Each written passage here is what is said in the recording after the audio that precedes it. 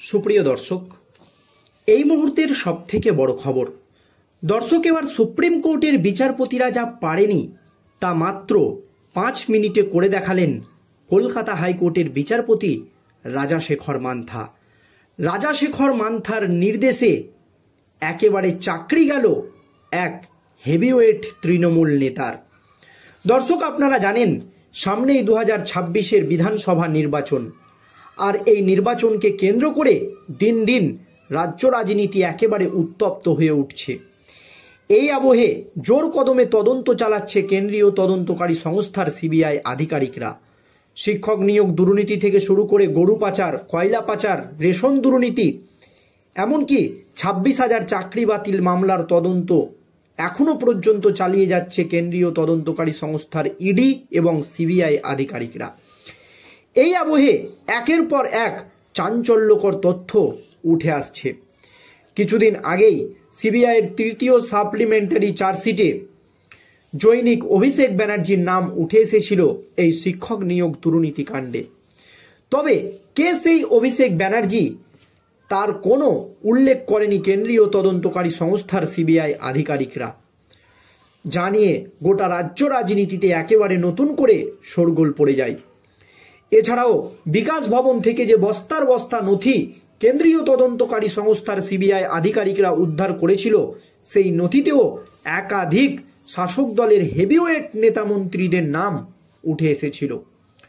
শুধু তাই নয়, এই শিক্ষক নিয়োগ দুর্নীতি কাণ্ডে একের পর এক চাঞ্চল্যকর তথ্য উঠে আসছে। এই আবহে সুপ্রিম কোর্টে বহু প্রতীক্ষিত এসএসসির 26,000 চাকরি বাতিল মামলার শুনানি শেষ হয়েছে। এখনও পর্যন্ত রায়দান স্থগিত রেখেছেন সুপ্রিম কোর্টের বর্তমান প্রধান বিচারপতি সঞ্জীব খান্নার নেতৃত্বাধীন ডিভিশন বেঞ্চ।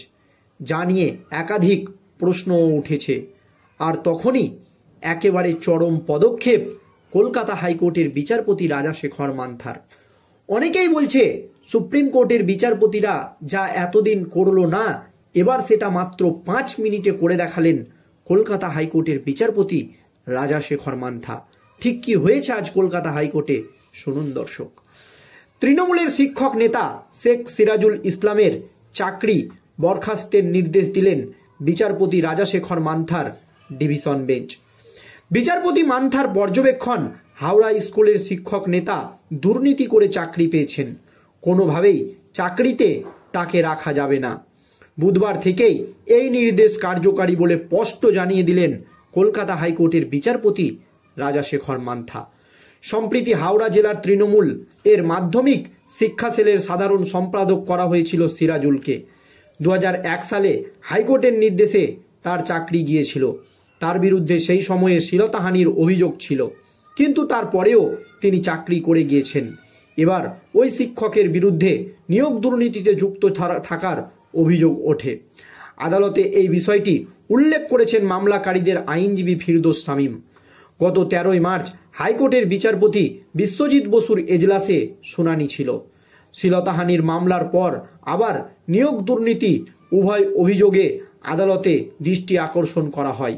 নানান অভিযোগ থাকা সত্ত্বেও কিভাবে সিরাজুল শিক্ষা সংক্রান্ত পদে নিয়োগ হলো, কিভাবে তাকে নিয়োগ করা হলো রাজ্যের তরফে জানতে চায় আদালত।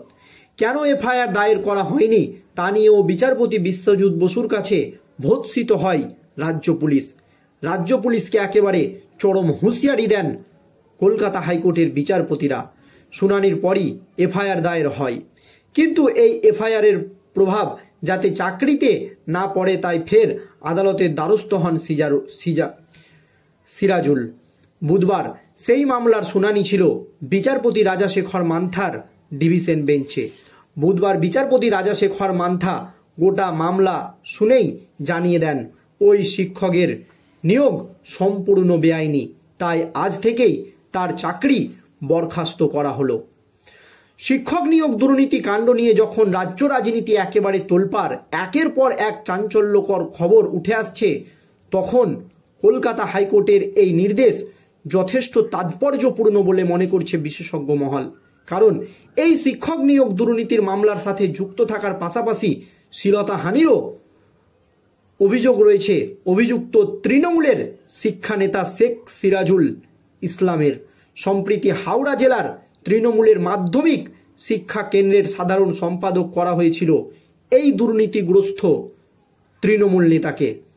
এবার কলকাতা হাইকোর্টের নির্দেশে চাকরি গেল হেভিওয়েট তৃণমূল নেতা এই শিক্ষকের। প্রসঙ্গত 2001 সালে হাইকোর্টের নির্দেশে চাকরি গিয়েছিল সিরাজুলের। সেই সময় তার বিরুদ্ধে শ্লীলতাহানির অভিযোগ উঠেছিল, কিন্তু তারপরেও দিনের পর দিন বহাল তবিয়তে চাকরি করে গিয়েছেন। এসবের মধ্যেই ওই শিক্ষকের বিরুদ্ধে শিক্ষক নিয়োগ দুর্নীতিতে যুক্ত থাকার অভিযোগ ওঠে। আদালতে বিষয়টি উল্লেখ করে দৃষ্টি আকর্ষণ করেছিলেন মামলাকারীদের বিশিষ্ট আইনজীবী ফিরদৌস শামীম। একাধিক অভিযোগে অভিযুক্ত হওয়ার পরেও সিরাজুল কিভাবে এমন গুরুত্বপূর্ণ পদের দায়িত্ব পেতে পারেন তা নিয়ে আদালতের দৃষ্টি আকর্ষণ করা হয়েছিল। এরপর আদালতের তরফে প্রশ্ন তোলা হয়েছিল সিরাজুলকে শিক্ষক সংক্রান্ত পদে কিভাবে নিয়োগ করা হয়, এমনকি সিরাজুলের বিরুদ্ধে কেন এফআইআর দায়ের করা হয়নি এই নিয়েও রাজ্য পুলিশকে একেবারে চরম ধমক দেন কলকাতা হাইকোর্টের বিচারপতিরা। তা নিয়েও কলকাতা হাইকোর্টের বিচারপতির বিশ্বজিৎ বসুর কাছে কার্যত ভর্ৎসিত হয় মমতা ব্যানার্জির পুলিশ। হাইকোর্টে এই শুনানির পরেই ওই তৃণমূল শিক্ষক নেতার বিরুদ্ধে এফআইআর দায়ের করা হয়, কিন্তু এফআইআরের প্রভাব যাতে চাকরির ওপর কোনোভাবেই না পড়ে আবেদন জানিয়ে আদালতের দ্বারস্থ হয়েছিল সিরাজুল। বুধবার ওই মামলার শুনানি ছিল কলকাতা হাইকোর্টের বিচারপতি রাজাশেখর মান্থার ডিভিশন বেঞ্চে। তিনি ওই গোটা মামলা শুনেই জানিয়ে দেন ওই শিক্ষকের নিয়োগ সম্পূর্ণ বেআইনি, তাই তাকে আজই চাকরি থেকে বরখাস্ত করে দিয়েছেন তিনি।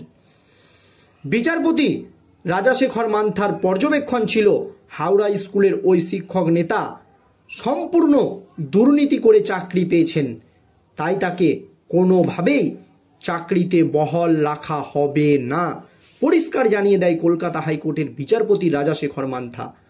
বুধবার থেকেই এই নির্দেশ কার্যকরী, অর্থাৎ আজ থেকেই তার চাকরি বাতিল। কোনো রকম স্থগিত নয়, কোনো রকম সময় নয়, আজ থেকেই তার চাকরি বাতিল। যখন এসএসসির 26,000 চাকরি বাতিলের মামলার শুনানি শেষ হয়ে যাওয়ার পরও দীর্ঘদিন ধরে কলকাতা সুপ্রিম কোর্টে ঝুলে রয়েছে, তখন মাত্র 5 মিনিটে চাকরি বাতিল করে দিলেন। কেন? দুর্নীতি করে চাকরি পেয়েছে, যোগ্যতার ভিত্তিতে নয়। আর তাতেই একেবারে কঠোর পর্যবেক্ষণ কলকাতা হাইকোর্টের বিচারপতি রাজাশেখর মান্থার। দর্শক, এই প্রতিবেদন নিয়ে আপনাদের মতামত কমেন্ট বক্সে জানাবেন। ধন্যবাদ।